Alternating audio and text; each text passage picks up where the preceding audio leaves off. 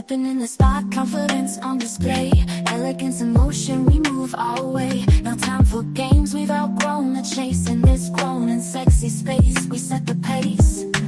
Eyes meet, the vibe is right. Conversations deep into the night. Sipping on wisdom, age like wine. In this moment, everything aligns. Grown and sexy, feel the groove. Mature rhythms make us move. No drama here, just pure delight. Living for the moment, owning the night. Oh, oh, oh, oh, oh. Dressed to impress, but it's more than the clothes. The aura we exude, the life we chose. Sophistication in every glance. In this dance of life we enhance. Laughter echoes, stories unfold. Sharing secrets, being bold. In this circle, trust is key. A sanctuary for you and me.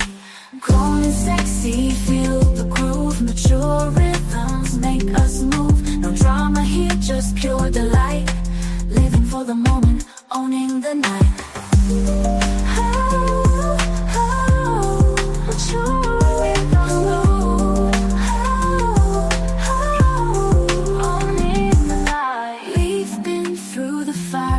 Refined, lessons learned now intertwined.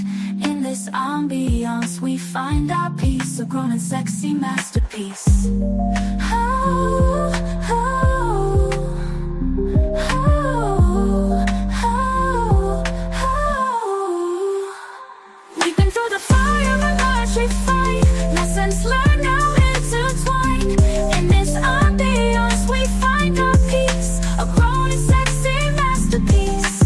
Grown and sexy, feel the groove. Mature rhythms make us move. No drama here, just pure delight. Living for the moment, owning the night. As the night fades, memories remain of the time where joy and wisdom reign. Until we meet again in this space. Grown and sexy, full of grace.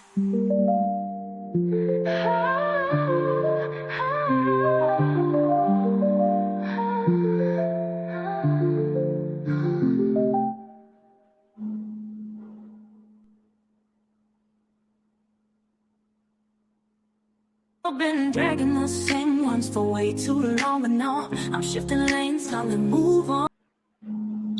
I didn't want to do that. Hey, everybody. Hi, hi, hi. It's been a minute. It's been a minute. Mocha's been absent, but it feels good to be back. And it feels even better to see all of you guys back here with me. Hope everyone had a terrific, blessed holiday. Mine was awesome. It was busy. But I was able to spend it with family. I was able to enjoy family. I was able to just enjoy my damn self. But in the end, I was tired as hell. But I'm recovered. I'm happy to be back. I'm happy to see that you all are back. And it's a good thing. It's good seeing you all. Like I said, I'm well rested. And I hope you are too. I really hope you are too. Family means everything. And we got another holiday coming up real soon.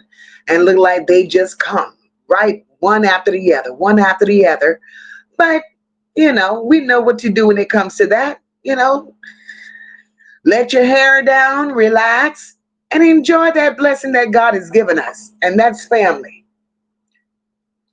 Hey, Bama. Yes, girl, I see you.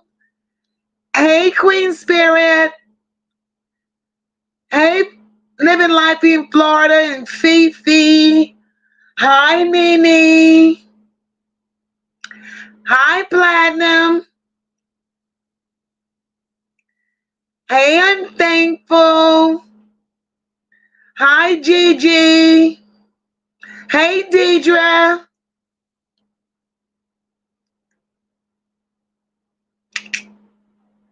Let's see. Hi, Sheena. Hey, Miss Educated. Hi, Pie. Hi, Malika. I'm so happy to see you all. Hi, sweet dark chocolate. Like I said, it's been a minute. Hi, Kathy. I'm happy to be back. I'm happy to be able to go live. Had few little hiccups along the way, but we're here nonetheless. We're gonna do what we do. Um, we're here tonight. Hey, Open.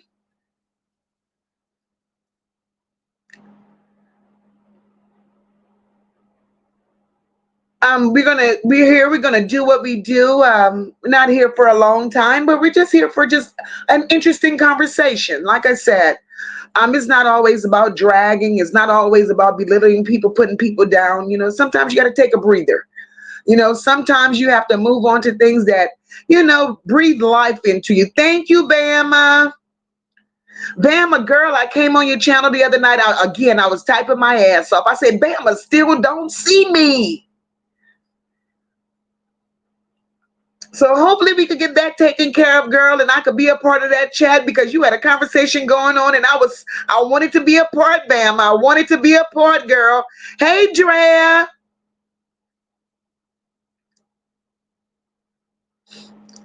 So like I said, guys, it's not all about dragging and it's not all, hey, MJ. Sometimes we got to take a little breather. Sometimes we have to, switch the narrative, go in another direction, you know, enjoy other things because there's so much to talk about in these YouTube streets. Okay, Bama. There's so much to talk about. It's not always what's going on in the sector because believe me, baby, there's a lot going on. Some things you want to touch, some things you just don't want to. But tonight I chose to touch on the subject. Okay, Fifi. Tonight I decided to touch on the subject of the 16-year-old Iyana Sawyer. She's 16-year-old Iyana Sawyer and her 38-year-old uncle, Johnathan Quiles. They're from Jacksonville, Florida. Now, Johnathan Quiles, he's the uncle. He's the uncle of Iyana Sawyer. And he was married to her aunt, her mother's sister. He was married to her mother's sister. Iyana was an astute and bright teenager. She was born September 6, 2002. Iyana was, according to her family, Iyana was destined for greatness. Her zest for knowledge, it warranted her a super bright future. Iyana, she actually lived at home with her parents and 3 siblings. According to her mom, she grew into an exceptional individual. She was poised for early graduation with multiple scholarships already in hand.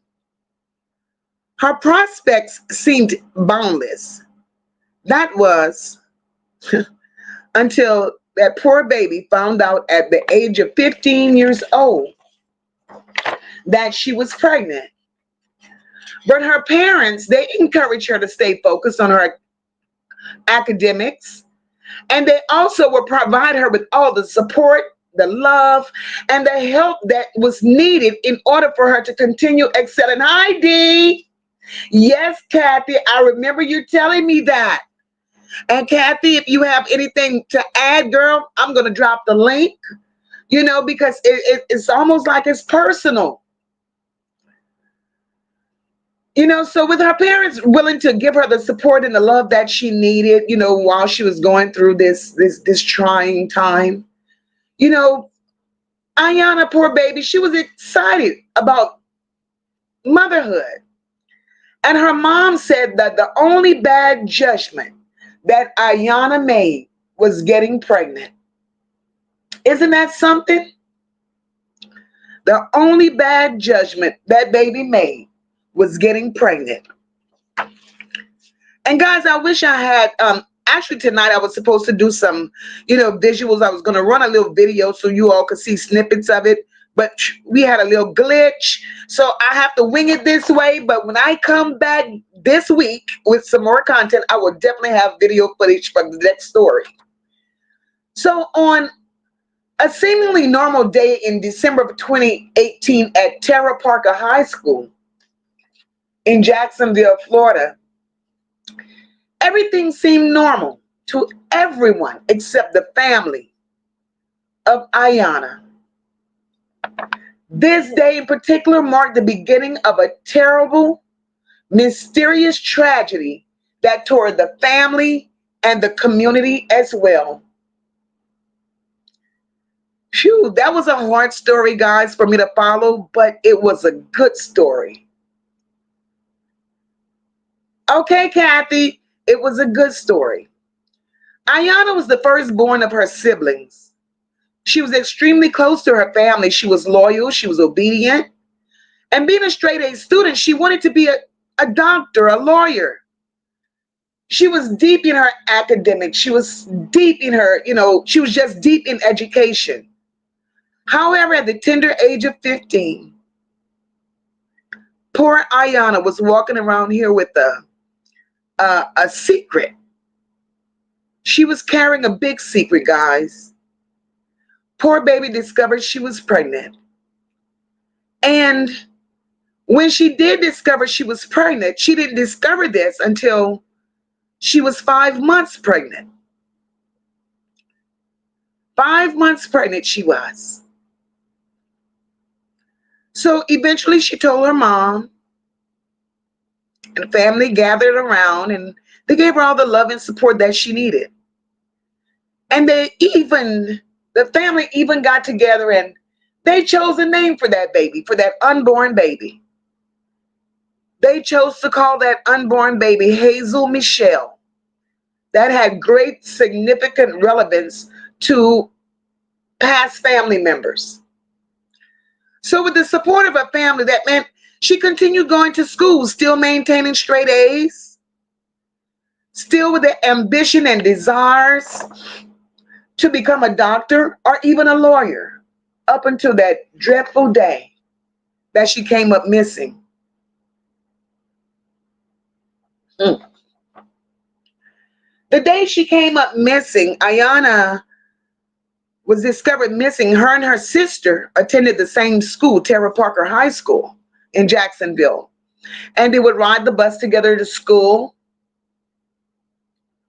And her sister found it strange that Iyana wasn't on that school bus going back home. So she alerted her mom when she got home. And for the family, that was something that was unlike her. Because everywhere she went with a cell phone. She would, like most teenagers, live, eat, breathe cell phone. They tried contacting her about a cell phone, no answer. So the mom made a frantic call to 911. The aunt hopped in the car, went to the school looking for her. It was a mess. They were looking for poor Iyana. And then the video surveillance from the school that she attended showed that she did not attend her last 2 classes of the day, as well as showing her leaving the campus at approximately 11 a.m., but unable to detect whom she left with because the path she took was outside of camera footage.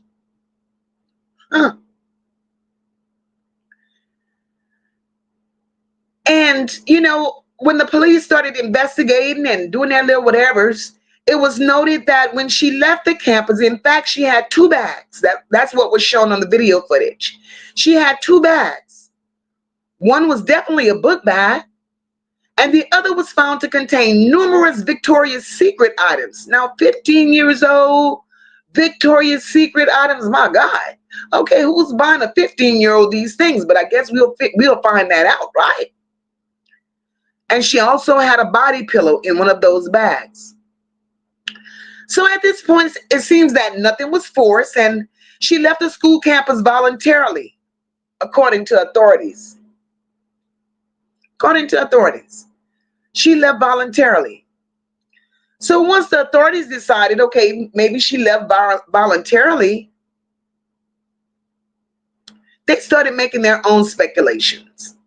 They said either she ran away and didn't want to be found. They even said that she ran away because her mom was pressuring her about who the father of that baby was and she didn't want to tell, which eventually led to friction between the two of them.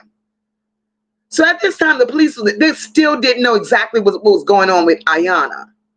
So they did what they could do to find her. They even set up searches, open tip lines, did everything they thought they could do to locate Iyana.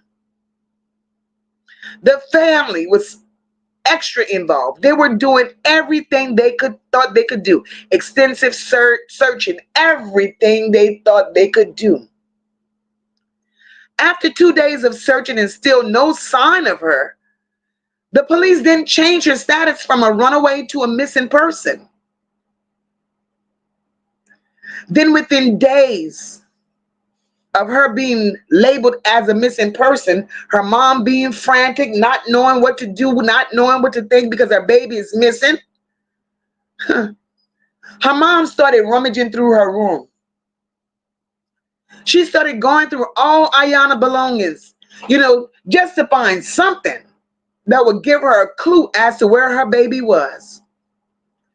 So as she was digging, she found Iyana's laptop. She goes digging through the laptop and she finds a Word document on the laptop. Mother did what mother does. Mother started digging. She found things that was in that laptop. The documents that mother found, she was unable to open most of them. Therefore, she had to share this information with detectives. And it was discovered, once the detectives got a hold of it, it was discovered that everything that Iyana had in that computer was password protected. But they were able to get their people in there and do what they do. Iyana had some notes that was discovered, by like I said, by her mom. And she had to put them in some of them was in the recycle bin, the ones that the mom was able to identify and read.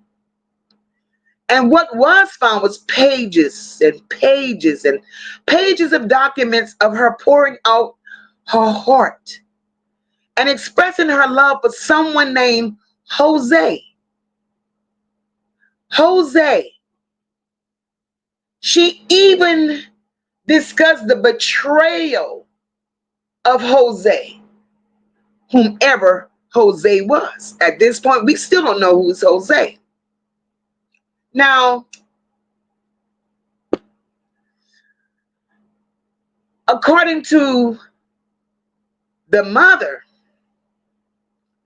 she never ever heard her daughter speak of or even mention the name of anybody named Jose. Now the mom thinking, she wonders is it possible that it could be a code name that she's using? Could this be the person that she's run away with? Now the mom just don't know. But the date on the documents were a year prior to her disappearance. And around that time, she was in a relationship. Listen at this, guys. At the time,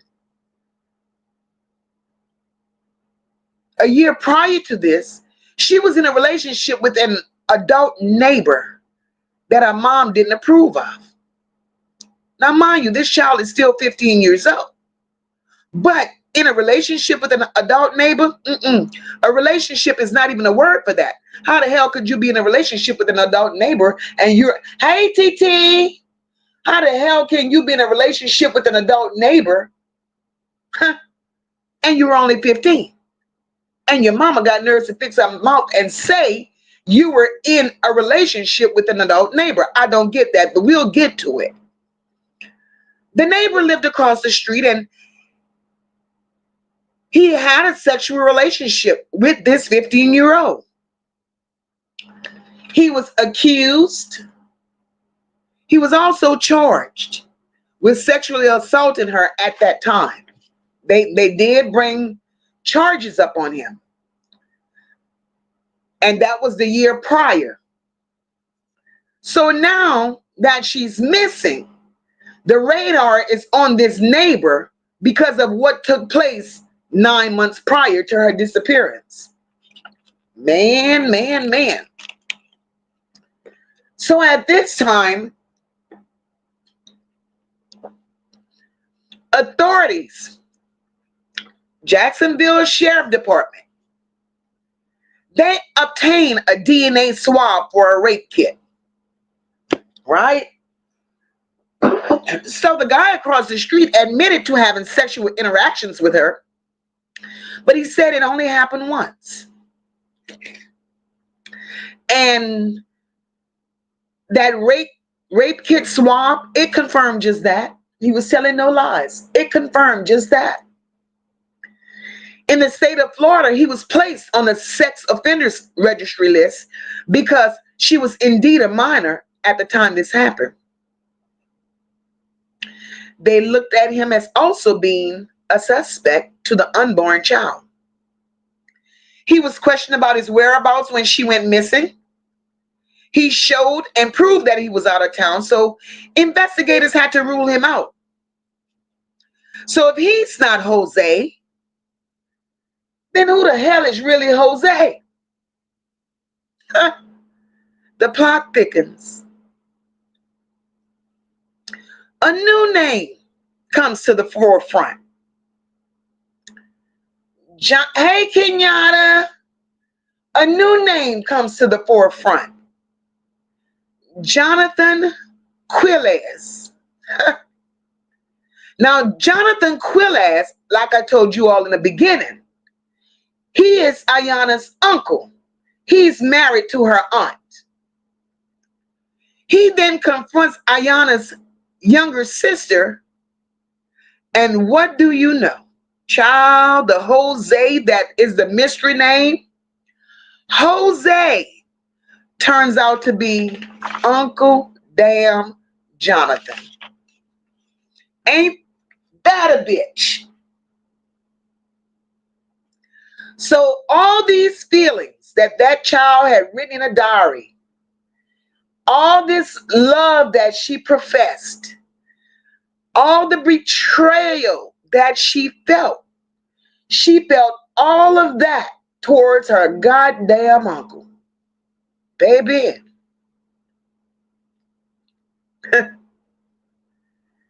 So it seems they were very close. And according to the reports and the stories that's being told, the girls would spend a great amount of time at the home of their aunt and her husband, Uncle Johnathan, who is now Jose. So,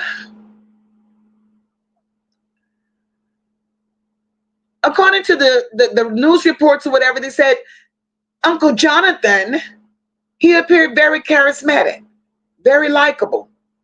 They said he had a job. He was a mechanic. He was a handyman. He had a good family life. He was married. He was working. He had a kid and also one on the way. Because now his wife is pregnant and his niece is pregnant. Hey, warrior, I miss you too. Now, not only was his wife pregnant, that nasty motherfucker, but he impregnated his niece as well.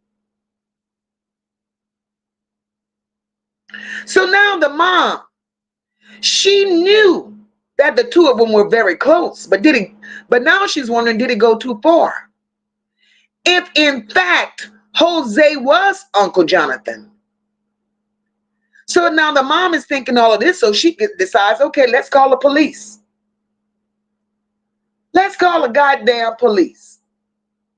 So they get the police involved all over again. They head over to the house where Johnathan lives with his wife, which is Iyana's aunt. They get to questioning these dummies. Once again, Uncle Johnathan appeared calm as fuck, willing to help, so he says. His wife started defending him at the gate. And then he started throwing in little stupid shots to sway officers' opinions by saying that the girl stayed with them weeks at a time even entire summers. His claim was, now this is the uncle, his claim was that he didn't know anything. He was not involved and he's trying to help them find her. Now the wife, on the other hand, she was very quick to say that she felt that her husband had no involvement whatsoever in what the hell was going on. So at this time, the police is tired of hearing that bullshit, tells them that they have a warrant to search the home, and they went on ahead and told the officers, well, just go right on ahead, search. We ain't got a damn thing to hide. Go ahead on and search. So here it is, the police are searching. Exactly, Miseducated. He groomed her. He definitely groomed her. I believe that. So here it is. As the police are searching, Johnathan Quiles, he offers them something to eat or drink, like it was a fucking party. So they had gotten extremely comfortable. Extremely comfortable. Like it was a party, chit-chatting with the officers and everything. Through conversations, it was just rambling off at the mouth, talking. And one thing that an officer quickly picked up on by, one of the things that was quickly picked up on by an officer was when they asked the question, they asked the aunt the question, if she knew of any items that were missing of the 15-year-old girl. The aunt quickly states that, well, when she left, she took a lot of her Victoria's Secret items with her. Okay, I get that. The aunt said that. But bitch, if she was not residing in your house, how do you know that she took all what she took? And then here comes the uncle, Johnathan Quiles. Oh yeah, she took 38 pairs. 38 pairs. Motherfucker, you are uncle. And you know, because I mean, you just supposed to be a motherfucking uncle. How the fuck you know that it was 38 pairs she took? Bitch, at this point, that means you're too fucking invested. You know entirely too goddamn much. That's my opinion. And I'm still want to know how the fuck you know that. And at this point, officer feeling like, okay, now we have a goddamn problem because he's talking too much. He knows too goddamn much. So he goes on to say that Johnathan running off by the fucking mouth because he feels like he ain't got shit to do with it. He's trying to sway his story, he's being a fucking snake. He goes on to say that she knew who the unborn child's father was, but she refused to say. But that ain't got a fucking thing to do with you. You're supposed to be just the uncle, right? So what does that have to do with you, motherfucker? So then he went on to say that at this point, he couldn't take anything she said seriously because now that she's gone, he's questioning everything. But motherfucker, being an uncle by marriage, why should you have to question anything if you ain't got a goddamn thing to do with it? I'm confused. I am fucking confused. But let's continue. Let's continue. This shit gets better and better. So at this point, red flags are going up with the officers. It's time to bring Mo to mouth. I'm so concerned. We ain't got shit to do with this Uncle Johnathan in for questioning. Now we get to the good part. But before I get too far into the good part, we're going to go through some of these damn y'all comments in this chat and see what y'all saying.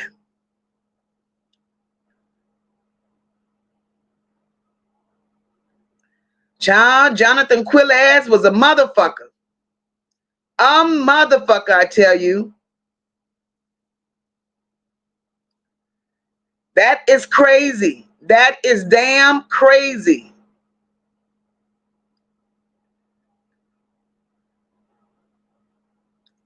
Ooh, y'all was doing some. Y'all was doing some.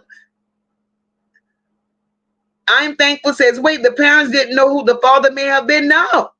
Parents had no idea who the baby's father was.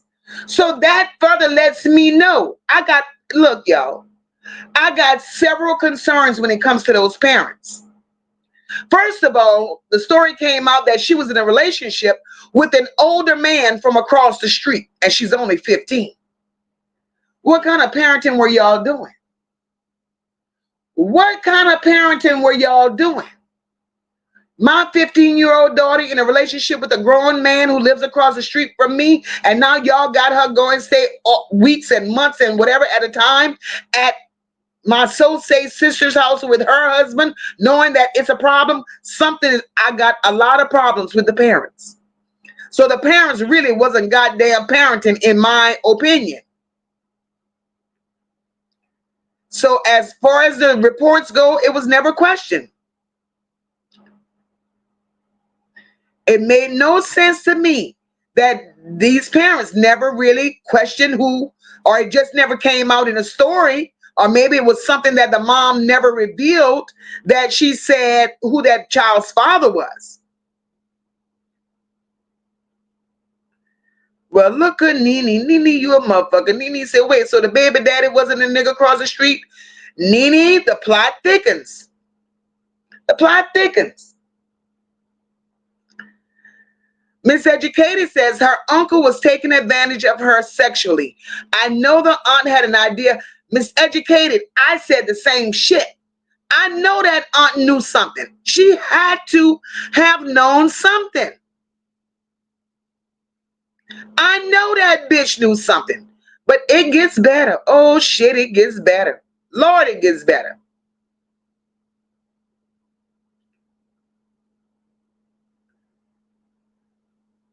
Open said she had to come back in and say, Uncle Johnathan, you's an old dirty bastard. And he is. But girl, just keep on listening. So they get Johnathan's stank ass in for questioning, y'all. I'll pick up on the comments in a little bit. So they get Johnathan in for questioning, right? So they got him down to the precinct. They proceeded with their question. He once again denied everything. He knew nothing other than she was missing. This questioning took place exactly 1 week after her disappearance. He was questioning about what was found on her computer about Jose and their sexual relationship.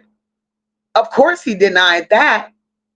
He even provided his DNA and tells them blatantly that he ain't had a damn thing to do with it. Y'all looking at the wrong person. So at this moment, they don't have much on him. They can't hold him on shit, so they released him. But at this point, he's raised enough suspicions that the investigation was then turned over to the homicide detectives, who immediately processed the DNA that was given by Uncle Johnathan. So now the homicide detective decided, okay, we're going to process this goddamn DNA and see where we go with this.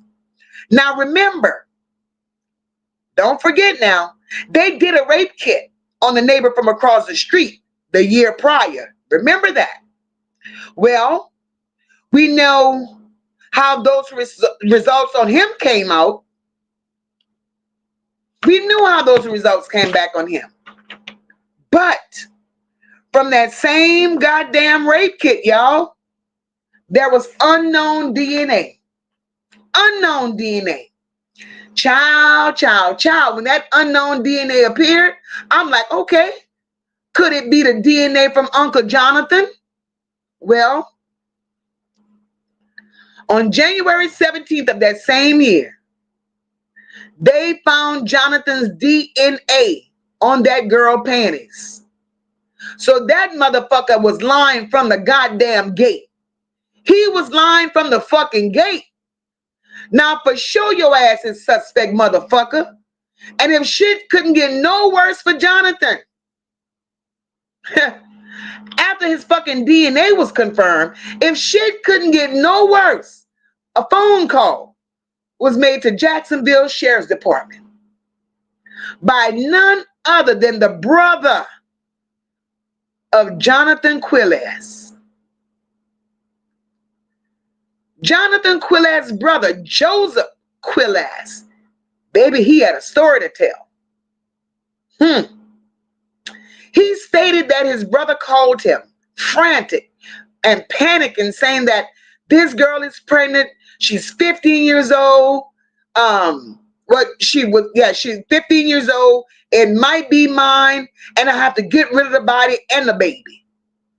So the brother was confused. He said he hang up. He said the brother hung up. Then he said a few minutes later, the brother called back. The brother called back, said Johnathan calls the brother back. A few minutes later, and he's all nonchalant, he's calm. Then he tells his brother, oh, never mind, don't worry. I've taken care of it. So then the brother, Joseph, asks Johnathan, well, explain to me what the fuck you mean, because I'm confused. So here goes Johnathan talking to his brother. He tells his brother, well, she's pregnant, my wife's pregnant, I want my family to be happy, I don't want to get caught up with a baby, blah, blah, blah. So what I did was I lured her to my workplace where there was no video surveillance nor people. It was very, very noisy. It was loud. And he went on to say that he attempted to strangle her, but he couldn't stomach it. So really, in real life, motherfucker, you're a coward. So he shot her. Bitch, you're a coward for real, for real. So at this point,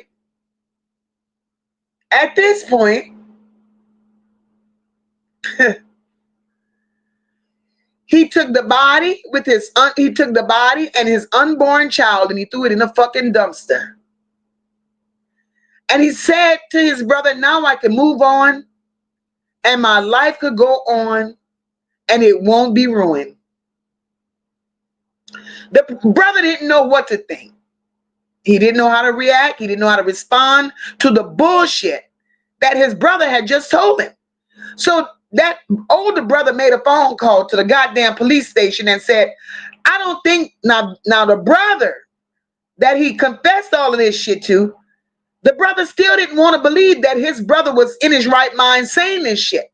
So he tells the sheriff's department, I don't think my brother did this. But it made me feel uneasy him telling me this shit. But if it's true that he's done this, I don't want him hunting him. So now by just giving that information there to the police, this good piece of news was enough to drag his ass back in for more questioning. A monster is a motherfucking monster. You hear me? He was trying his damnedest at this point to point his finger at the guy across the street because he was a good, caring, and kind uncle, not him. He even claimed that she may have had to get the monkey off his back. He was even claiming that she may have had another boyfriend that nobody knew about. At this point, the motherfucker is playing victim. He's victim. Now, they're informing him that during this questioning, they're informing him about the DNA they found in her panties. This motherfucker replies and says, yeah, she told me they took her panties when they did the DNA back then. Now, bitch, I'm concerned because if you just a fucking uncle, what business do you have in knowing that they took this baby's panties and whose DNA they found in them? Well, bitch, they just told you now that they found your DNA in the motherfuckers. So at this point, he know he's halfway caught because he still don't believe that he's guilty. So he tells the officers he's not a monster. And he have no involvement with her disappearance. He feels everyone is ganging up on him. The girl's sister, his brother, her mother, her sister, everybody. And even the police officers, and he don't understand why. So They had enough at this point to arrest his ass. Of the confession of his brother alone, how detailed the confession was, they arrested him and charged him with and with the DNA, with the rape kit. At this time, I'm lying. At this time, it wasn't about the confession. It was about the rape kit. So when they arrested him on first-degree sexual battery. So now, he's the number one fucking suspect.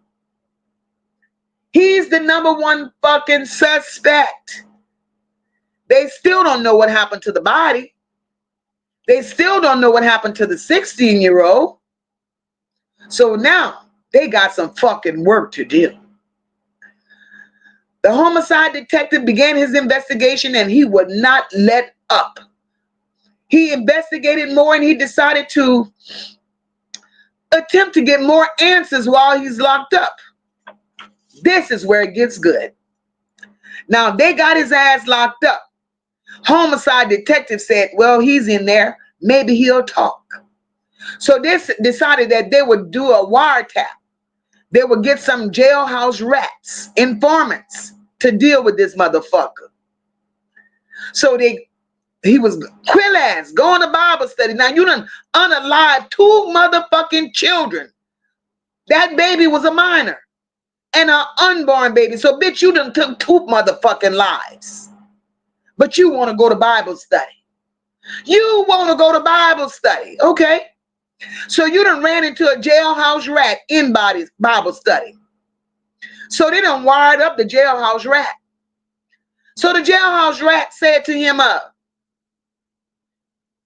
man, you did good by getting rid of that body and all of that. They said, man, you been praying? So Quiles with his dumb ass, he says, oh yeah, I've been praying. I've been praying this whole time. Jailhouse rat asks, did you ask for forgiveness? Quiles telling on himself, not realizing he telling on himself, yeah, I asked for forgiveness. Well, motherfucker, if you ain't done nothing, why the fuck you asking for forgiveness?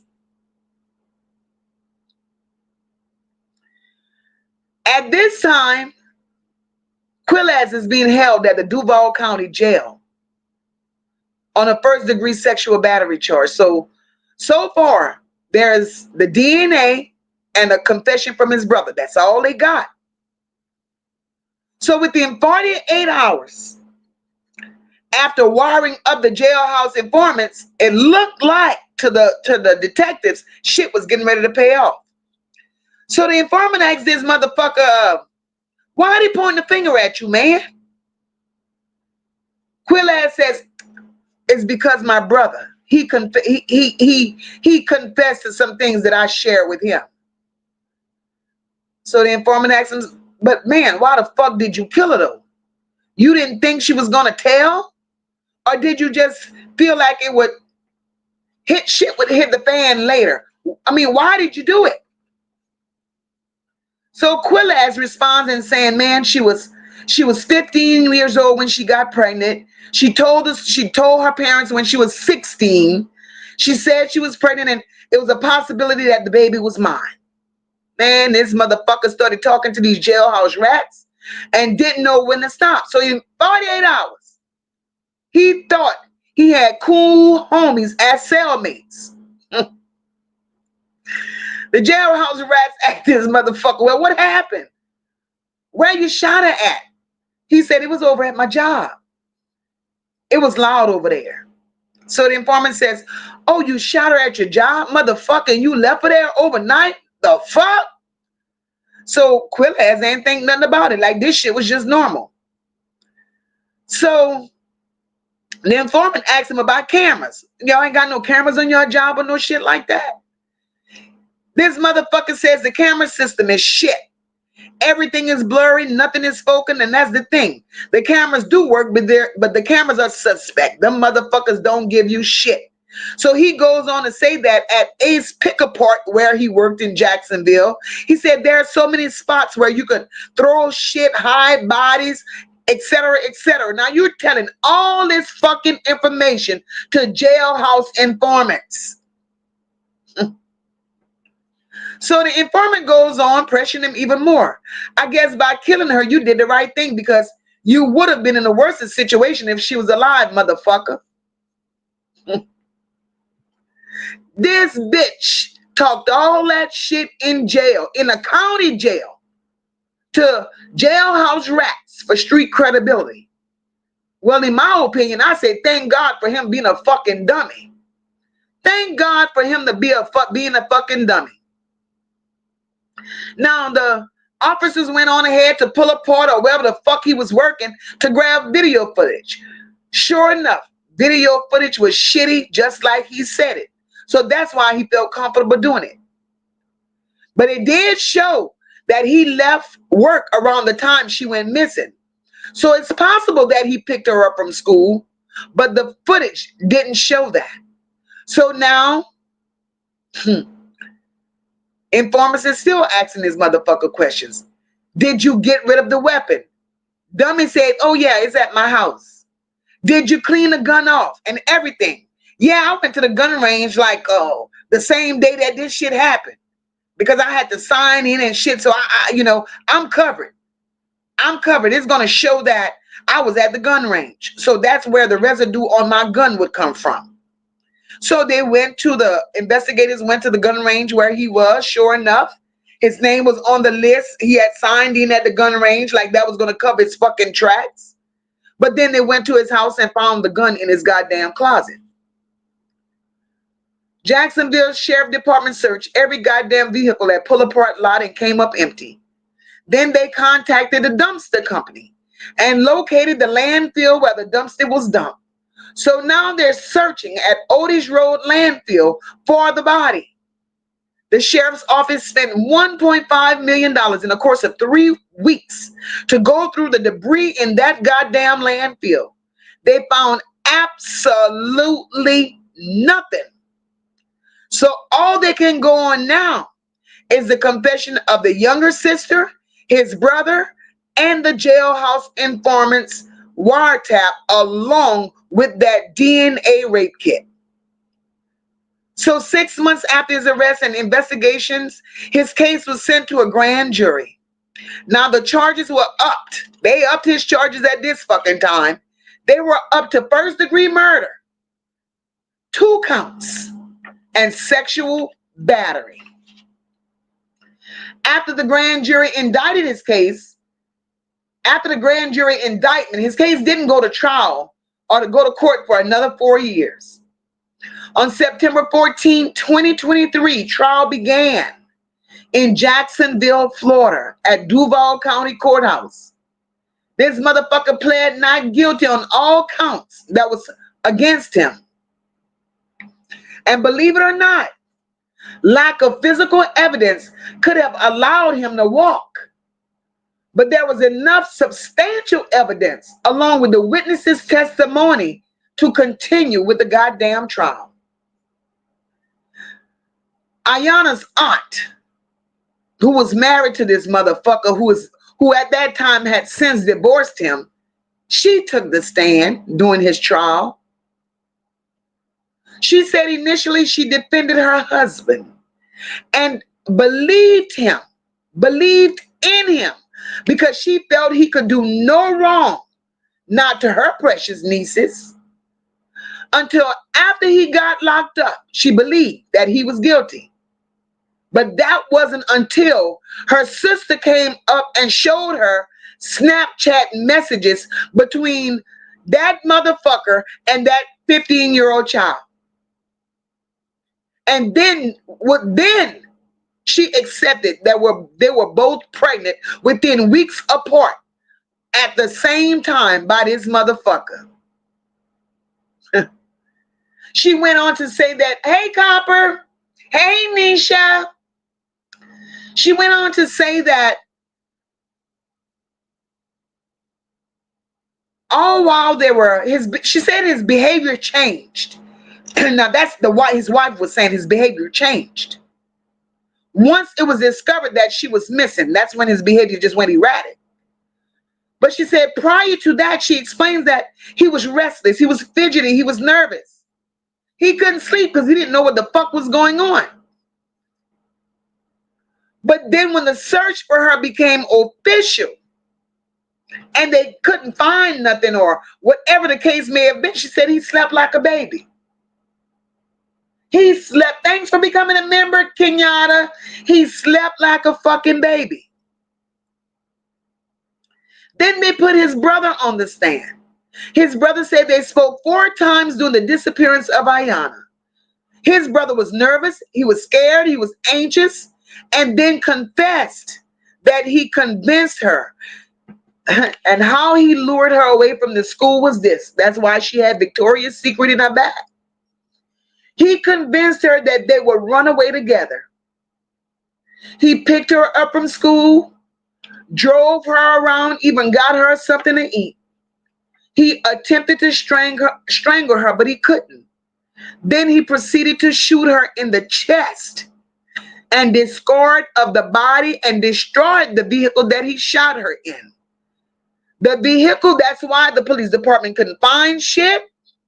Thank you, Nene, for gifting memberships. That's why they couldn't find the vehicle that they shot her in, because he had that vehicle smashed at the place where he worked. At the end of this shit, Johnathan Quiles was found guilty on all charges after 5 years of investigation. He was sentenced to 3 consecutive life sentences.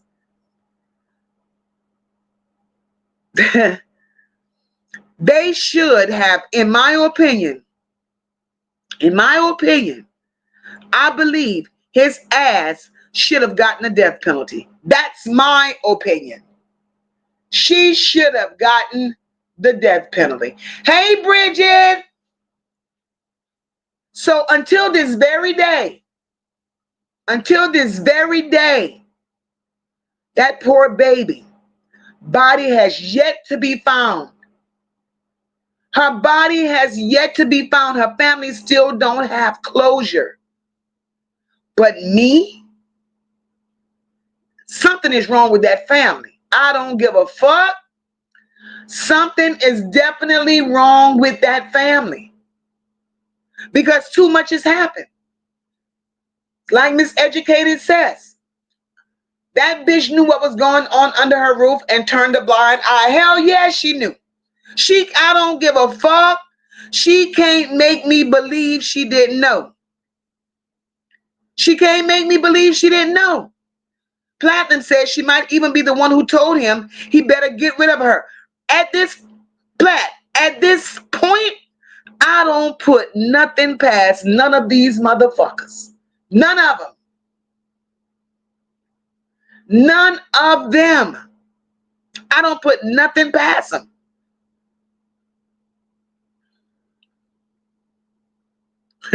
Open says, and oh, auntie, whoever, you a bum bitch to hell. Yeah, she is. Definitely. This shit was wicked. This shit was wow. I have never. Right, Kenyatta? He talked so fucking much. He told on himself from the fucking gate. He told on himself from the gate.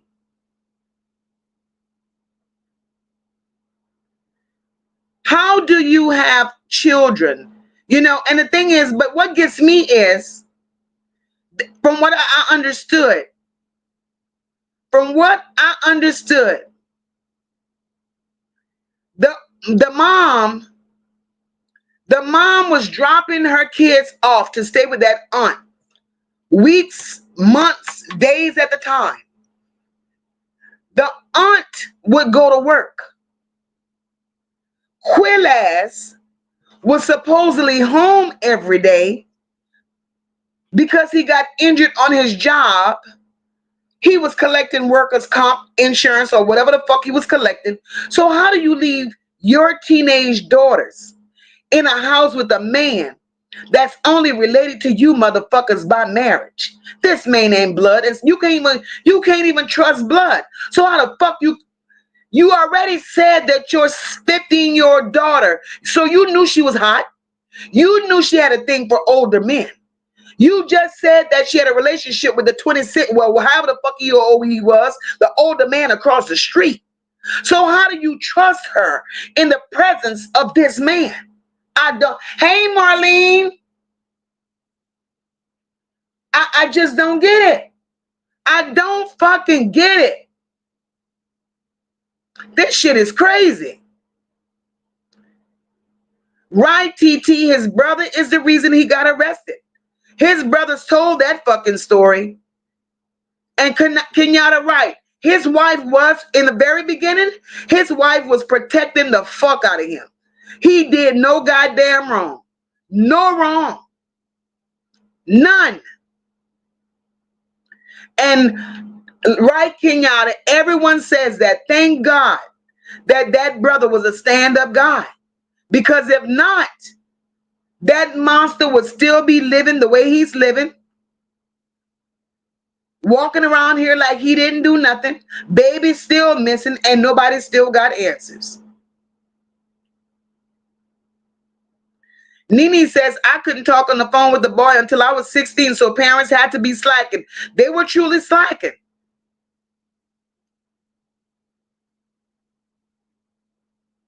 Right, Queen Spirit?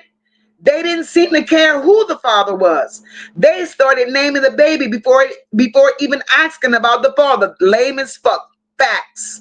I said the same goddamn thing. Like they were praising her or glorifying her for being 15 and pregnant. Who the fuck does that?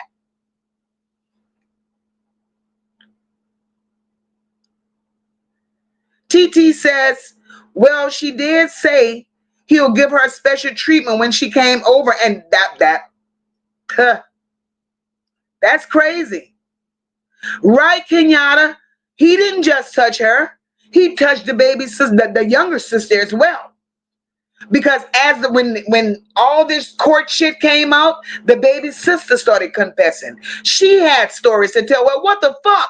If you knew all of this was going on, why wait till now to tell a goddamn story? Because y'all were in high school, motherfuckers. Y'all were old enough to tell y'all goddamn story.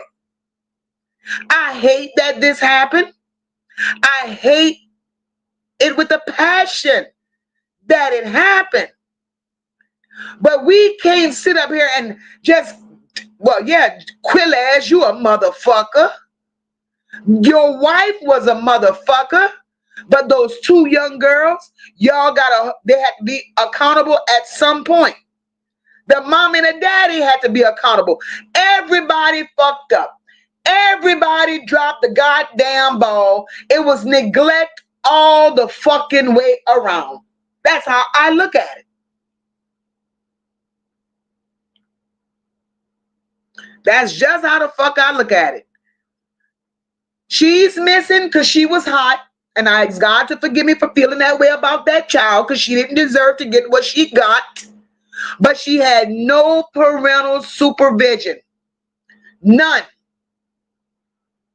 No parental supervision whatsoever. And that was horrible. That was truly horrible.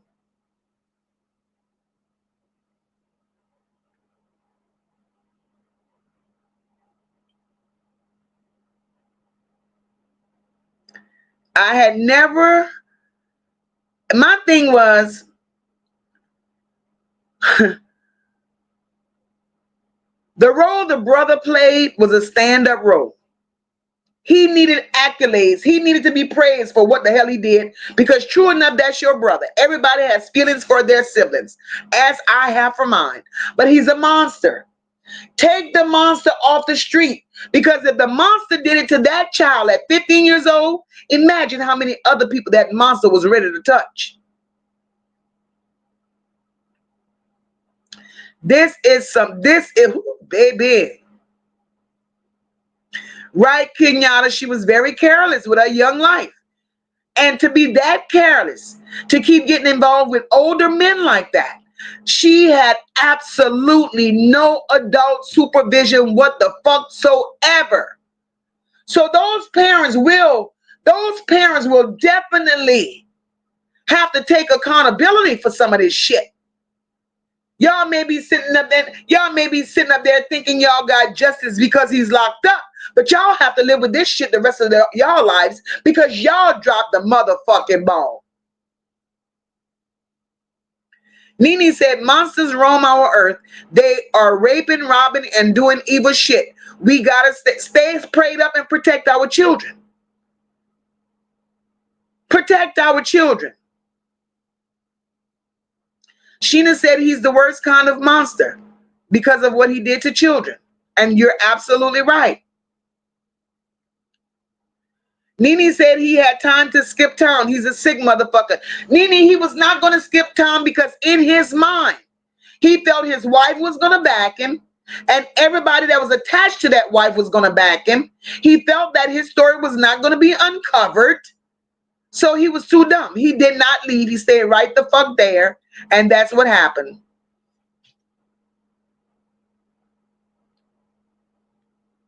Right, Platt?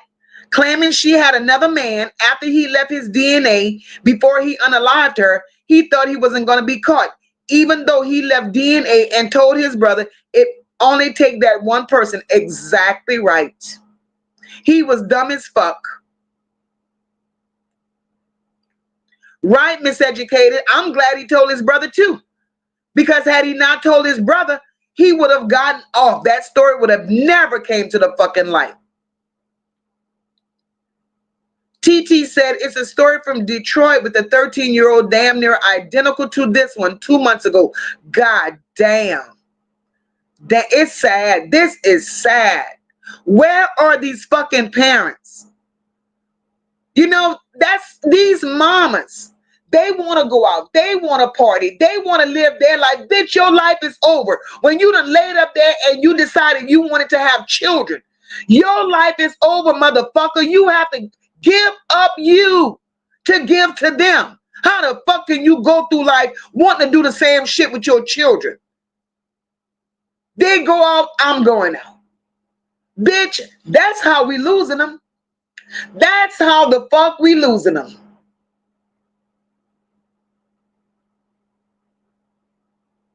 This is just sick. Right, Miseducated? Just looking at him, they definitely would have known it was his child. Exactly.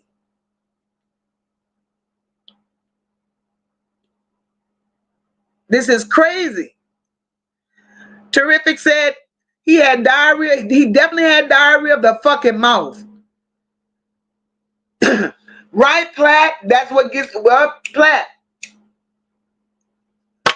When you said, just like she left the school in a blind spot, don't you think she had already mapped that out? She had already planned that? Together they planned that. He told her what to do, where to go, and shit like that. That shit was already planned. That shit was already planned. Right, MJ? A straight fucking monster. Hey, Bridget. Right, Sheena? I think he's been doing it too. He's sick. This is just, oh my God. Hey, Copper.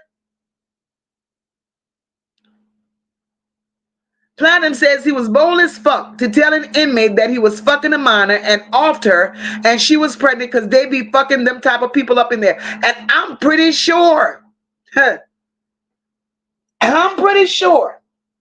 we go soon hear about, read about Quiles in a goddamn news. We go hear about Quiles in a goddamn news. I'm sure this shit, his story ain't over.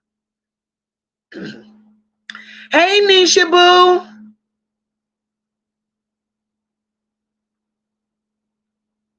This shit is crazy. Let me see what else y'all got to say in here, because baby.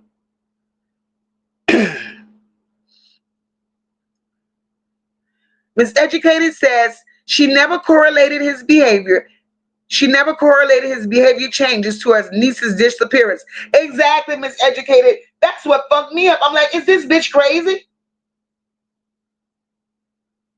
But you're gonna sit there and you want the world to believe that you're the world best aunt. You care about your niece. You're this. You're no ma'am. You're no ma'am. You're a fucking liar, and the truth ain't nowhere in you nor around you, ma'am. Because you was protecting this motherfucker. And in my heart of hearts, I'm beginning to think like y'all. I'm beginning to believe like y'all. I'm beginning to believe, honestly, that this bitch knew what her husband was doing to her niece. I'm beginning to believe that. Not only to that one, I believe she knew what was going on with both the nieces. And they said something for them. They said something or done something. Thank you for the cash app, Nene. They said something or done something to hush those girls up and for them not to say a goddamn thing. Copper says he sure should have. He even was giving her herbal, right, Copper? He gave her herbal capsules to abort that baby. He sure in the fuck did. He sure in the fuck did.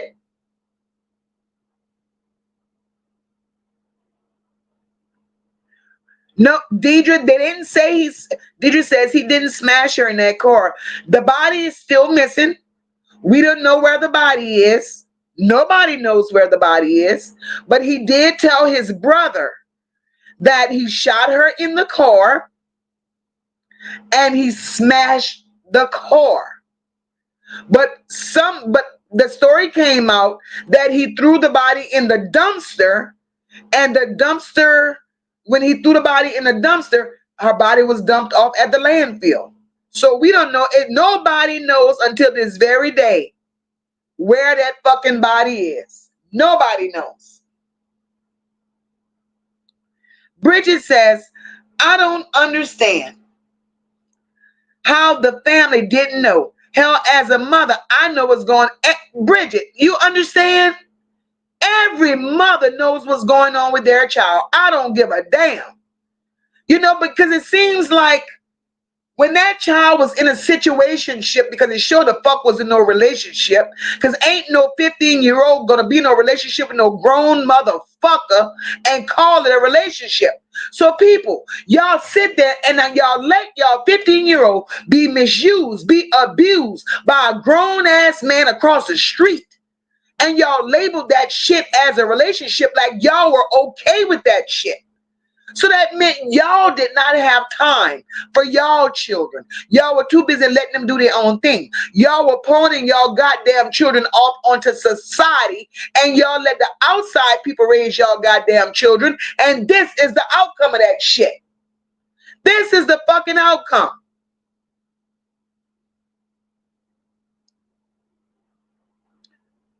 Miss Educated said, I agree, Mocha. I think the family has some sexual trauma in their past. It appears the girls in that family are not protected. Clearly, they're not. Good night, TT. Clearly, they are not protected. I don't give a fuck. 15, 18, 21. I don't give a damn. Your child is still your child. I don't give a damn how old your child is. That's yours. You're going to do what the fuck you got to do as a parent to protect that child, to support that child in whatever.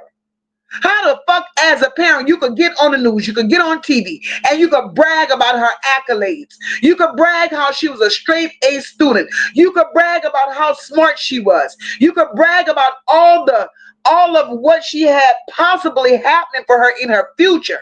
You could brag on all of that, but you can't even brag about being a decent goddamn parent. Make that shit make sense to me. Make it make fucking sense. So that means you were crippling your own goddamn child. If she was that goddamn smart as a parent, don't you think you should have been encouraging her, pushing her to focus? Focus only on your education and be all that the fuck you can be versus being a mama at 15? Man, fuck some of these goddamn parents because no. Right. I'm thankful. I think the whole family failed her. The fuck they did. The fuck they did.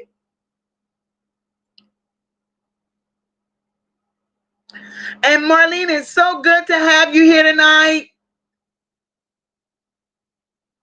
Right, Copper. It was weird for him to even discuss her sex life with police like she's a grown woman. Exactly. But that's how they treated her. They treated her like she was fucking grown. You hear me? Because that's the life she lived. That's the fucking life she lived. That's the life her parents allowed her to live. Because clearly, her daddy wasn't a fucking daddy. Her daddy was, because you know what? Ain't no fucking way. Ain't no fucking way my daddy, my oldest brother, none of them would have let this shit go on. Would have let this shit happen and not step up to the fucking plate. Because you see, Mr. Quiles, Mr. Quiles would have came the fuck up missing if it was me and mine. Bridget says, I know she saw signs from her daughter's behavior and actions. Ain't no damn way she didn't know. Exactly, Bridget. Exactly. What kind of relationship you got with your daughter, ma'am? Your daughter hiding shit. Your daughter got shit, just hitting in computers and shit. How the fuck a 15-year-old could sit up there and write in a diary she was betrayed by an old ass man? Bitch, get a life. So that means y'all have been introduced to grown folks shit all y'all fucking lives. So y'all couldn't be little young girls. Y'all had to be adults before y'all time. Y'all were introduced to shit that children shouldn't be introduced to early in life. Because if y'all were allowed to be young girls, if y'all were allowed to really be teenagers, there's no fucking way you would be in a relationship with a 26-year-old across the goddamn street. There's no goddamn way you would be comfortable with your uncle touching you in places you ain't got no fucking business being touched. And keeping your goddamn mouth closed and not saying a goddamn thing about it. I am like living life in Florida. These goddamn family secrets need to stop because it's ruining society. It is truly ruining society. It's ruining our young people. And these older people that's brainwashing these children with don't say nothing. You motherfuckers are the goddamn problem. This is sad. Copper says, I think he was grooming her longer than what was exposed. He turned her out and then the little sister. Yes, he did. When he tried the little sister, that's when she started dating the boy across the street. This shit is sick.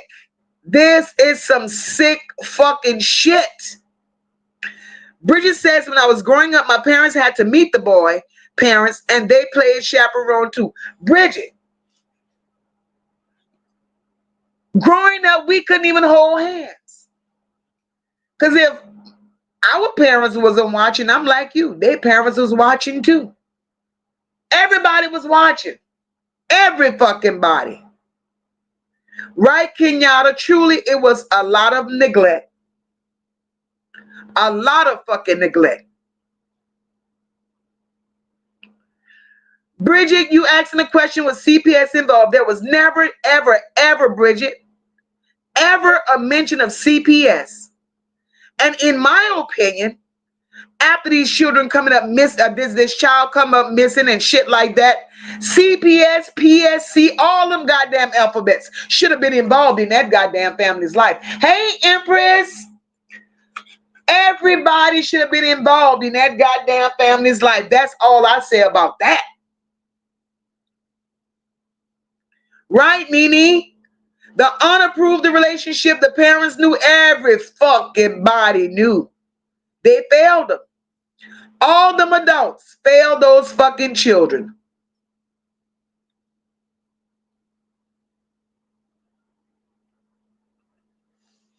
They were failed. Hi, Hattie. They were all fucking failed. This shit is crazy. Platinum says, I will accept being called a snitch if someone unalives someone and is not self-defense. I'm telling, period, point blank. People don't know how this shit feels to lose a family member until it happens to them. Exactly, Platt. Kenyatta said the grandparents already had suspicions and told the mom, but the mom didn't do a goddamn thing. The mom didn't do it. So the mama is a fucking problem. I don't give a fuck. I don't give a fuck. But yet she's looking to collect money. How the fuck you could file a lawsuit against Quiles, bitch? If Quiles had money, he sure wouldn't need your 15-year-old daughter. So what the fuck you gonna get from Quiles? So now you're money hungry. Bitch, you need to repent. You need to repent, motherfucker, because you failed your fucking daughter. And being that you failed her, you need to look at the other two that you got home, the other three you got home, bitch, and worry about failing them because you're on a road to failing them as fucking well.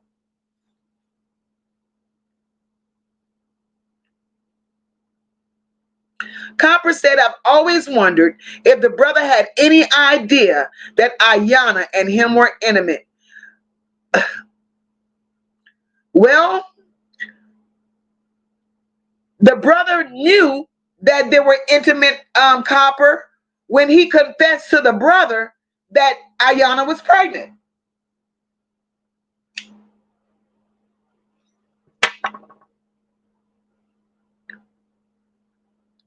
Right, everybody's agreeing with Platinum. Until it hits your door, you will never understand.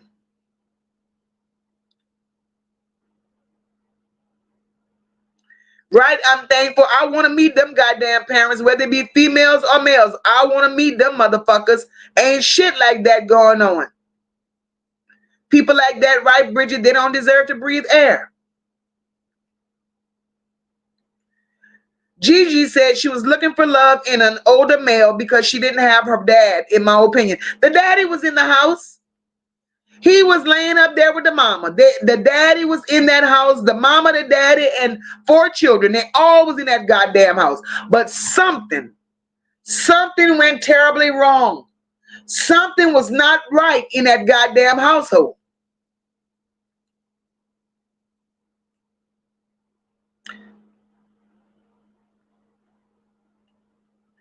Copper says, no offense to anyone, but I see why he didn't feel disgusted as a man dealing with little girls because he's Puerto Rican and from New York. Growing up, Puerto Rican men were known to have little girls. That's disgusting as fuck. Well, Nene, her diary only said what she allowed it to say. It told some truth. Miss Educated says, I agree, Gigi. Or he had been grooming her for a very long time, which made her believe she liked older men. Somebody groomed her. My thing is, if it wasn't him that groomed her. Now, if I'm wrong, and we're all here, and we all have opinions, and everybody's opinion is welcome. We don't shut nobody down to speak how they feel. We're going to talk about it. In my opinion, for this child to be so comfortable, to be snatched up and to be laid up under older men, in my opinion, she was touched already inside that household. Her grooming started inside them 4 walls where she resided. And it could have been from that goddamn daddy that was not mentioned often other than he lived there. I don't give a fuck.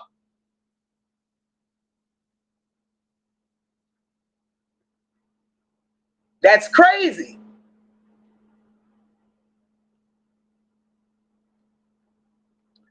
Copper says that Detroit story got me hot because that man was a serial child rapist and everyone knew. They didn't protect that baby either. I don't get these motherfuckers not protecting these children. I don't get it. Why lay the fuck up there and have children? Why lay up there and be miserable? 9 months, you're miserable.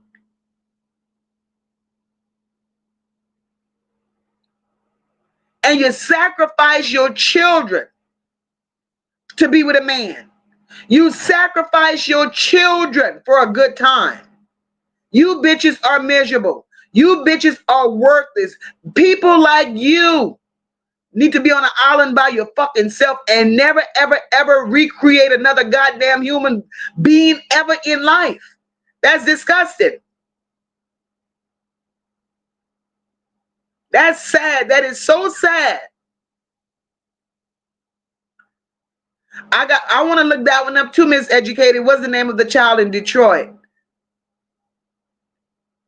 Right, I'm thankful. It is a life sentence being a goddamn parent.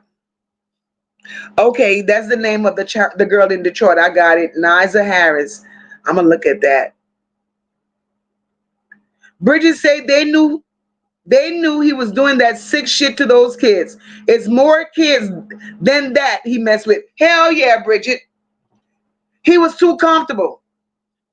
I wouldn't put it past him playing with his own goddamn children. He had one child in that house with that aunt, and she was pregnant with another one for him. I wouldn't put it past him. Right, Bridget? That shit is diabolical.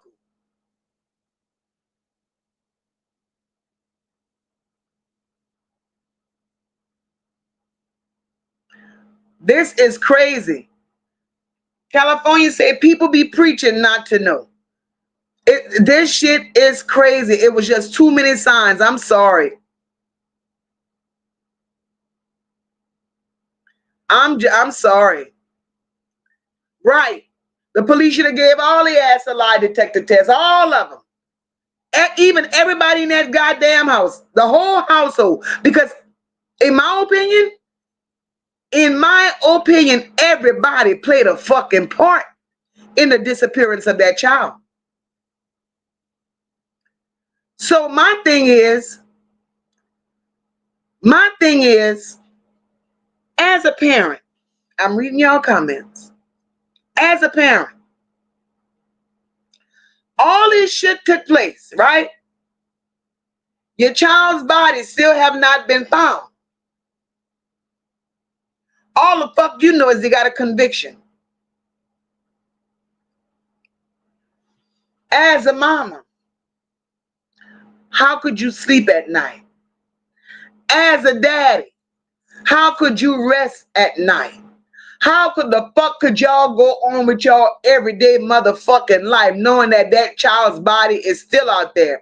Your unborn grandchild's body is still out there somewhere, and y'all going on with y'all fucking life like y'all did something by sitting in court, giving testimony and shit like that. And when he got convicted, y'all stopped searching. So where's the love? Where's the care? Because after he got convicted, nobody ain't heard a goddamn thing more. I don't get it.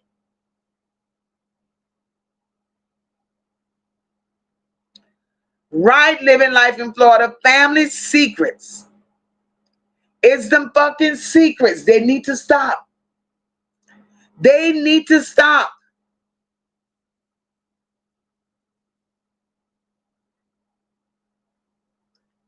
Copper says, as an adult, I pay attention to all children around me.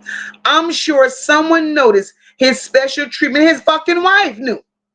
She spent more time with him and his wife than she did at her own goddamn house. So they knew. They fucking knew.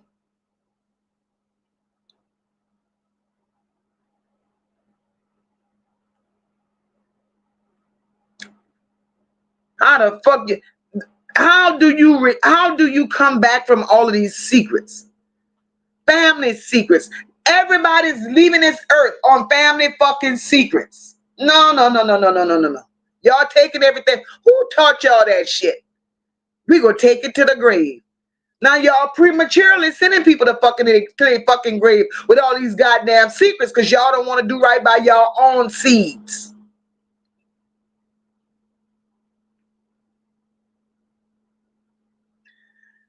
Nene says, until death do us part, I will always be 100% active in my children's life forever and even in afterlife if possible. I know that's right.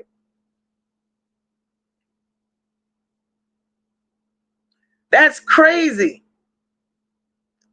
Miss Educated said, me too. I get on my children's nerve. My children's hated it. I would do scenarios and all. Well, hell yeah. You got to introduce them to the real world. This is how they do this. This is what's going on.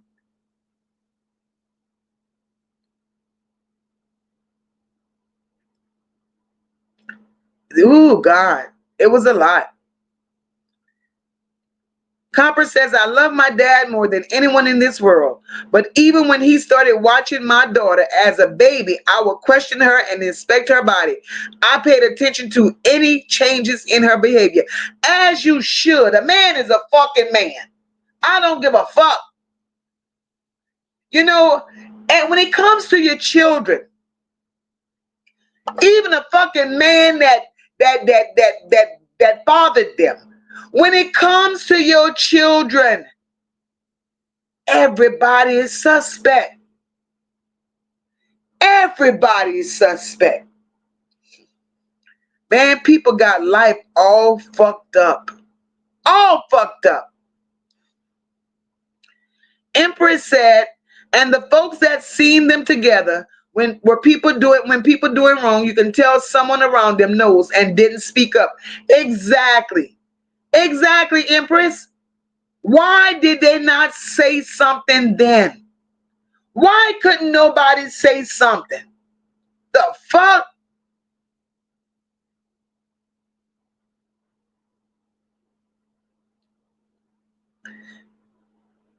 You know, I'm thankful, says, tell your teacher, tell the mailman, tell the cashier, tell the crossing guards, tell friends, tell siblings, tell neighbors. God damn it, tell till someone listens. Exactly.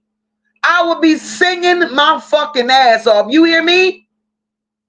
Motherfucker, call me a lyricist, because I will be singing. Somebody gonna hear me. But these little hot ass girls, and they become little hot ass girls not only because of the lack of parental supervision, but then these parents are allowing the television, they're allowing the internet, they're allowing outside friends to raise their children, because as parents they don't want to do their fucking job. They feel like that job belongs to somebody else. That's crazy. And they're wondering why the children of today have ran away from us, because they're letting too many other fucking people raise their children. Oh, well, look, I don't have no problems with my child. She stays home all day. That girl head be all in that computer, all in the game. Well, bitch, she on that computer learning all the wrong shit. You think she gaming? She on that fucking. She on porn sites. She meeting men. That's what the fuck she doing. But y'all don't monitor shit like that. Y'all just turn them the fucker loose while y'all doing y'all. Because y'all are that type. Y'all those type of parents. Y'all some sorry, sad bitches. Stop it. That is sad. Kenyatta says all the mom did was say they couldn't go over there as much, but still they went. That's what I don't understand, Kenyatta. If my mama says, bitch, you ain't going nowhere, guess what? My black ass ain't going nowhere. So if the mama kept telling them they couldn't go over to the aunt and uncle as much, but then y'all sneak on the phone and y'all call an aunt and uncle and say what the mama said. Now you got the uncle on the phone with you, convincing you to go against what the fuck your mama said, and y'all still sneaking away, finding a way to go to the aunt and the uncle. That was a red flag. That was a fucking red flag. California said, my parents whipped our butts. They made sure we were forced up to school. Exactly. Ain't nothing wrong with a good ass whipping. Not a goddamn thing wrong with a good ass whipping. Not a good ass whipping ain't killed no fucking body. It made us better children. It turned us into better adults. because lack of ass whippings. Y'all know how that story goes.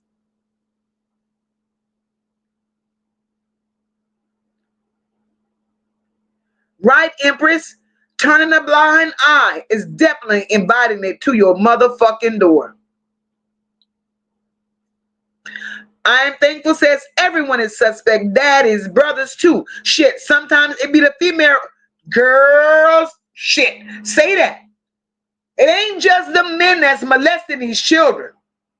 These, excuse me, these women be on some fuck shit for real, for real. They touching children. Women grow up touching children. And then when they get older in life, they want to blame that shit on mental behaviors. Get the mental out of my fucking face, bitch. You wasn't mental when you was doing the fuck you was doing. So now you think you will get a pass because you claim you got a mental problem? If you could recognize you have a mental problem now, you knew you had one then, you should have got yourself some fucking help. Instead of constantly abusing and misusing fucking children. Everybody got a goddamn excuse. Fuck y'all. Fuck y'all with that mental bullshit. Because ain't none of y'all mental. Motherfucker, you did what the fuck you did because you wanted to fucking do it and you liked it. And you think, hey, honey, and by using that bullshit, you looking for a pass. Fuck you in a pass, bitch. Fuck you. Gigi says that don't mean she had him though. He could have been there but had no time to give to her is why she seek attention elsewhere. I don't know why. We none don't know why, but one thing I do know. It ruined her. It ruined her.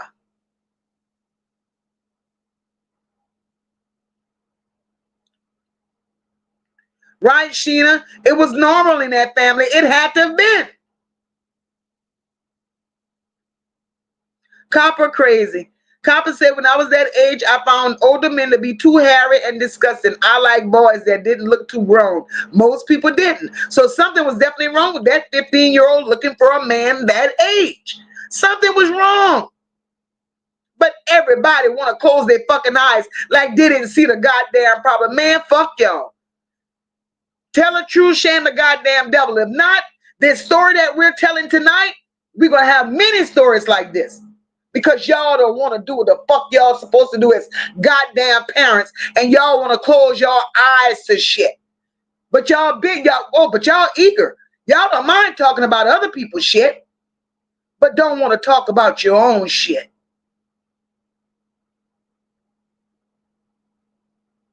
Right, Nene? What makes this story even sadder is the fact that her body was never found. Exactly.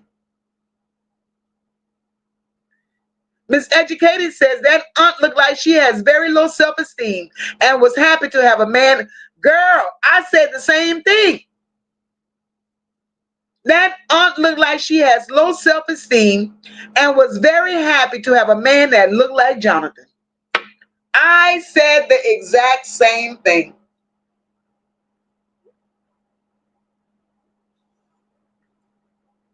Because if you saw the interview when the police went to question him, where they looked like they was living in the goddamn woods.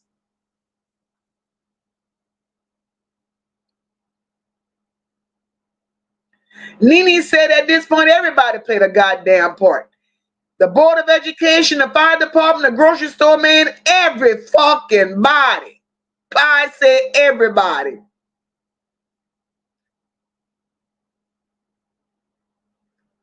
This shit.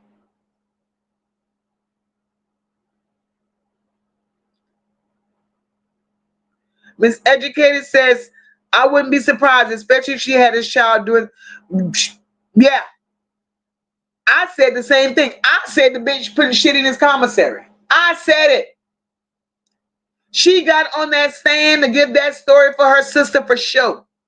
Just to prove family, to prove that she was still part of the family. But behind the scenes, she's still taking care of Quiles.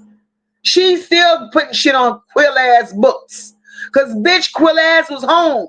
laying down on the couch all day playing with your fucking nieces while your black ass was out there working day in, day out, taking care of a goddamn Johnathan Quill ass.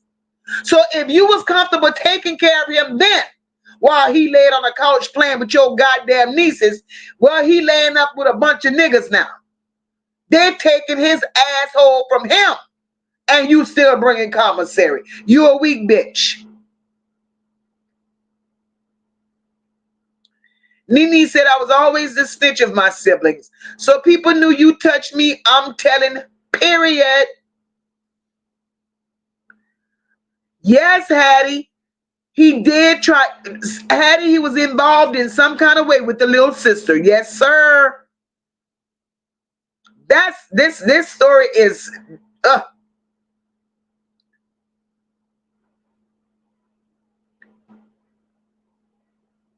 Sheena says, Nene, my family was a little crazy. You better not touch no kids in our family. You disappearing in a swamp. Well, goddamn. Living life in Florida says, my mother always told me I talk too much. I tell everything. Well, yeah, you got to tell. You see, when you run across a motherfucker and you find out you just talk. They're scared to do you shit. They're scared to do your shit. Good night, Miss Educated. Thank you so much, love, and I appreciate you stopping by, girl. It's so good to see you. And we'll be back again this week with another live. And I just got to your message. Miss Educated said, Mocha, keep up the great work. I truly enjoy these topics and look forward to the many other topics you bring. These convos are extremely important. They really are. They really are, you guys. It's time that awareness needs to be brought to these type of situations. I don't want to just be on YouTube or turn on the news and hear some shit like this or read some shit like this. You know, see something, say something. But we have, as a society, we've gotten to the point we turn our eyes to bullshit. We turn our eyes to a lot of stuff. But what gets me is, it's so much that we could discuss. So much that we could discuss. And I thoroughly, truly am having a time of my life, y'all, talking about shit like this. I really, really am. Terrific says, my baby's tablets are set for 2 hours on school days and then it's locked. I know that's right. I know that's right. Sheena, we all had to get our own switch, girl. We all had to get our own goddamn switch, and you had better not bring a little bitty one.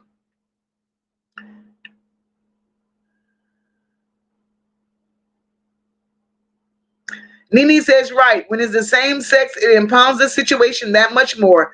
Sometimes they won't tell, believing no one will believe, plus you turn them gay, they believe. That's what I'm saying. It ain't just a man, them nasty ass women. Them nasty ass women comes around and they ruin children too. Right, Platt. We entertain bullshit and turn our heads to serious shit. Facts. I'm Terrific says, oh, and YouTube is blocked. And some of those fast ass kid shows, you would want to block them. Right, Bridget? But you know, for a child to sit up there and say, hit me and I'm going to call the police, where you think them children get that shit from? They heard it somewhere. They heard it somewhere. But I wish the fuck one here would call the goddamn police. Bitch, call the Undertaker too. You know, you don't just dial 911. Call the nearest mortuary, because bitch, when they take you, they gonna really take you. The fuck? Sheena, I believe that some of these mothers are jealous of their own children, which is sad.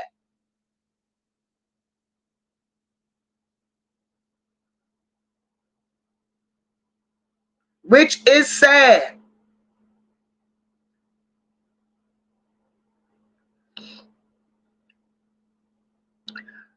Right, Sheena? That brother was the only one with the moral compass. The only one.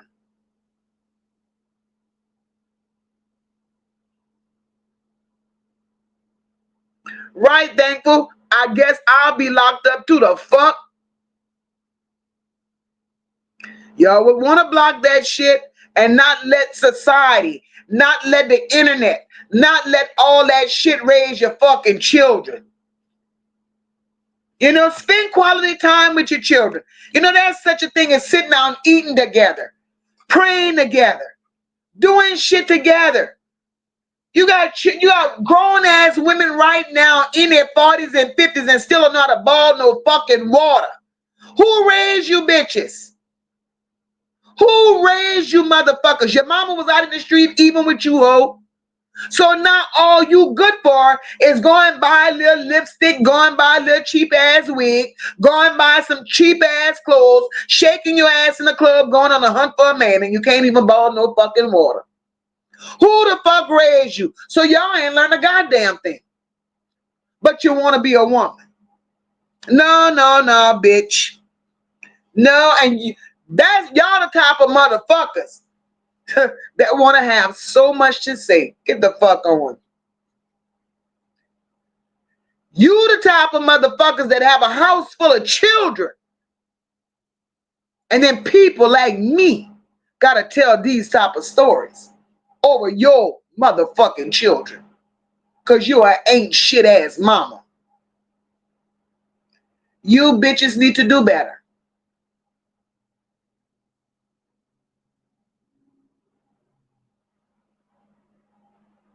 You bitches need to do better. And in my opinion, as this story is told,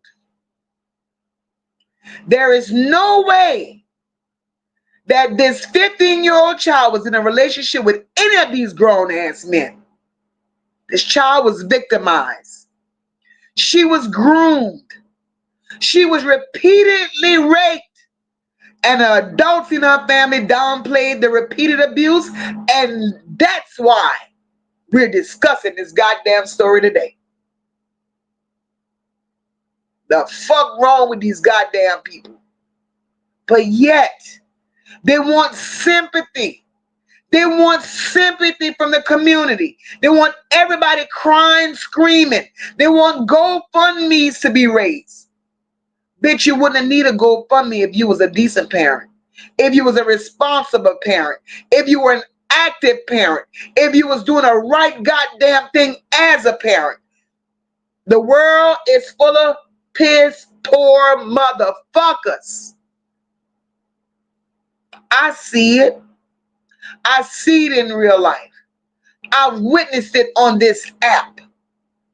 I've witnessed it in these stories that I've been running across. And it's a damn shame because children don't ask to come here. They don't ask to come here. Nene said, get board games and have game night with your children. Put your phone up at least once a week and never at the dinner table. You got to learn the jargon to communicate with your children. Facts, Nene. Facts, Nene. That's why so many of these motherfuckers got their children walking around here calling them by their first name. I wish the fuck mine would. First name, bitch, who you talking to?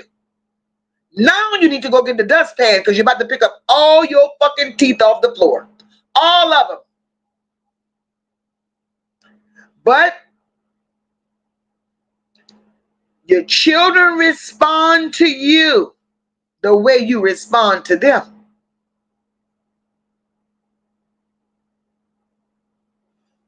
That's what happens. You ain't got no respect for your children. And they're growing up seeing that you ain't got no respect for your goddamn self. What you expect? What the fuck you expect?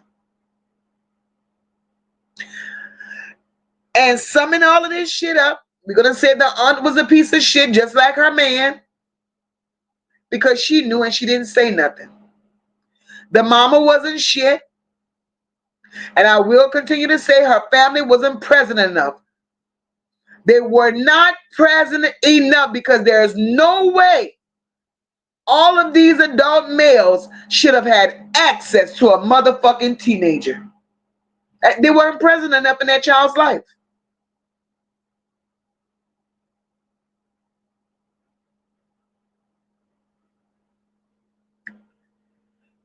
Terrific says, I'm trying to teach mine chess and never played a day in my life. So I went to checkers. Girl, you're crazy. Nene says your children will emulate your behavior. So be mindful of what you allow them to see and hear. Facts. Facts. Facts. I'm going to be on here, guys, just a few more minutes because I promised myself I'm going to come on and we're not going to always stay long. We're going to always do maybe an hour and a half to 2 hours. I don't want to hold you because I don't want you to hold me, because, this is entertainment for us all. And when I log off, there's life beyond YouTube. There's life beyond this. And I enjoy it, and like I've always said, where there is 2 people or 10 people in here, we're going to get the message out. We're going to say what we have to say, do what we have to do, but we're going to do it in love, respect one another, honor one another, and, communicate like we should. Because everybody has an opinion. Everybody is somebody. And we will continue to treat each other as such. Everybody's opinion matters. Everybody holding hostage. Holding means I wish the fuck you would, my girl. I can't be held hostage, baby. Not tonight. And no other night. I keep telling you. YouTube for me is a hobby. Right, Marlene? There's truly some sick people in this world, baby. And they're everywhere. They are everywhere. Terrific. I tell you, girl, 2 hours is my max. I don't live, breathe, shit, nor sleep YouTube, boo. Beyond YouTube, I have a life. Let me tell you something. I've been putting off coming on live for about, since Thanksgiving, I believe. I had to rest up after Thanksgiving dinner. That I had to do. I had to rest up after that. After resting up for that, y'all know my daily routine. I do what I do when it comes to my parents. I take care of them. I got to get my rest in between that. And I get my rest. And then the last couple of days, it's been raining. It's been cold. And I'm like, son of a bitch. So I just got a little extra rest. But I'm back, and I'm going to, don't look for a live from me on Mondays and Tuesdays. That's out of the box. That's not going to happen because those are 2 of my busiest days of the week. Honestly, they are. But I am going to give you guys my word. I'll be back anytime after a Monday or Tuesday. And I'm looking forward to dropping 2 lives a week. I'll be doing that. I'll be dropping some more shorts. I'll be doing some uploads, and keeping you guys in the loop. Nene says, I miss you guys. I've been chilling like a villain. And I bet you, hi, Lady JJ. Yes, ma'am. Yes, ma'am. You'll be catching a replay. We've been here for about an hour and 50 minutes. Hattie says, well, we're glad you're back. We definitely miss your lives. Thank you, Hattie. And I miss you all too. I really did. But I've learned to prioritize a lot of things, And I've always been that person that family meant everything to me. Family means everything to me, always have. And I'm not going to let that deter me now, So I do what I have to do with family first. And after I have taken care of everything that I need to take care of with family, then YouTube is next, Then I'll deal with YouTube when I got time. I don't make it a priority. I know what's important in life, because anything could happen to me today or tomorrow. I can't knock on YouTube's door to come see about Mocha, but I could go and pick up the phone and call my brother. I could call a sister. I could call a neighbor. I could call somebody that's going to come see about Mocha. So I have to learn to prioritize. Of course, you can look, that's what we do. Because you see this topic that I spoke on tonight? The topic I spoke on tonight, that came from a subscriber. Subscriber hit me up. Mocha, look, check this out. Let's talk about this. So I leave an open policy for my subscribers to be able to, if you know something or you feel something that you feel like you want to discuss, sure, by all means, give it to me. I'll look into it and we'll move on from there. I have no problem. No, right, Sheena? Family does come first. I have absolutely no problem with that. Nini says family is not only who we are related to, but the people we consider and call family. The phenomenon family. Exactly, Nini. Exactly. And I love all you guys. You guys, I mean, and I appreciate all that come and chill with Mocha, because it's a chill vibe. Everybody is somebody. We could talk, we could laugh, we could share stories, we could, it's a lot. It's a lot. Sheena says, I've lost a lot of my family. I miss them every day. I thank God for my husband, kids, and y'all too. Sheena, you're always in our prayers because you tell us that all the time, about the loss of your family. But God knows.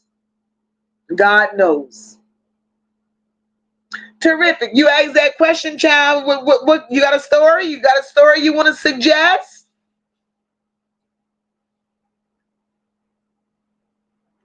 So, Sheena, just keep your family close to you, girl. Just keep loving on them and keep allowing them to love on you, and that's where your strength comes from. That's where your strength comes from.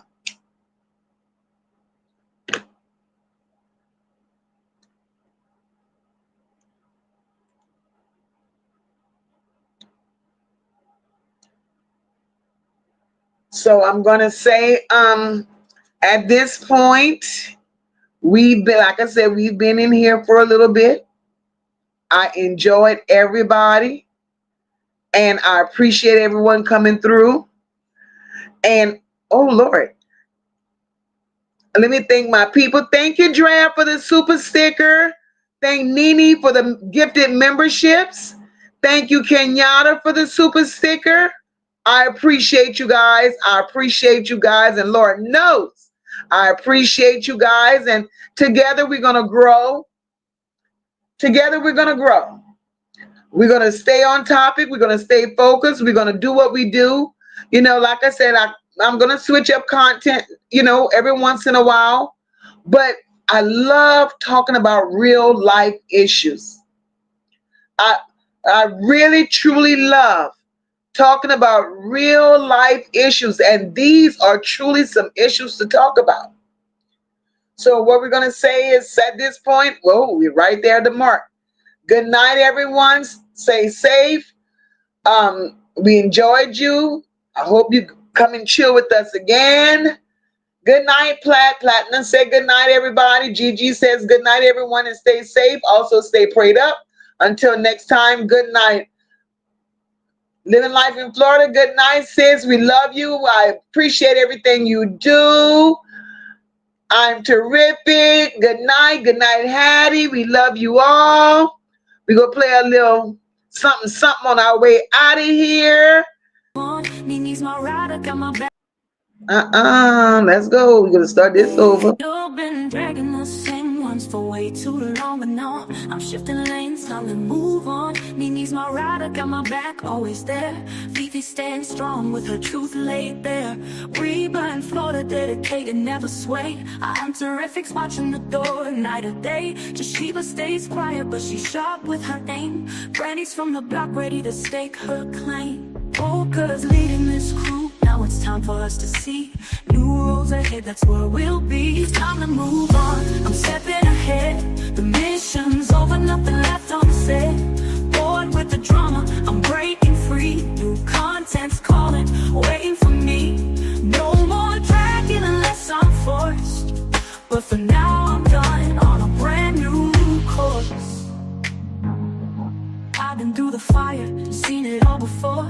time to break a cycle, can't do it anymore. New ideas rising, fresh winds in the air. I said what I needed, now I'm done, I don't care. We dragged them on to the end, but that chapter's closed. Time to chase bigger things, that's how it goes. It's time to move on, I'm stepping ahead. The mission's over, nothing left unsaid. Bored with the drama, I'm breaking free. New content's calling, waiting for me. No more dragging unless I'm forced. But for now I'm done on a brand new course. I've got a new mission, no time for the past. What I built is solid, something meant to last. Bored with the old, ready to explore. Leaving behind what I don't need anymore. Locust grind ain't over, just the faces have changed. I'm moving forward, plans rearranged. It's time to move on, I'm stepping ahead. The mission's over, nothing left unsaid. Bored with the drama, I'm breaking free. New content's calling, waiting for me. No more dragging unless I'm forced. But for now I'm done on a brand new course. We left the old behind, no longer tied. New horizons in sight, we're ready to ride. It's time to move on, with fresh ideas in mind. Leaving the past where it belongs, far behind.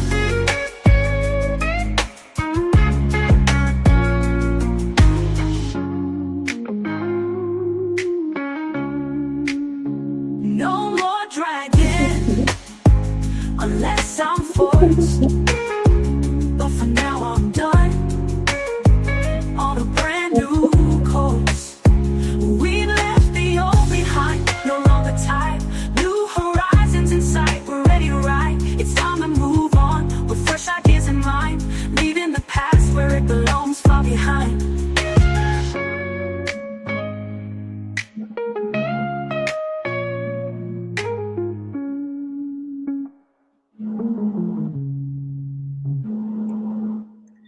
Good night, everybody. Until next time, I love you guys.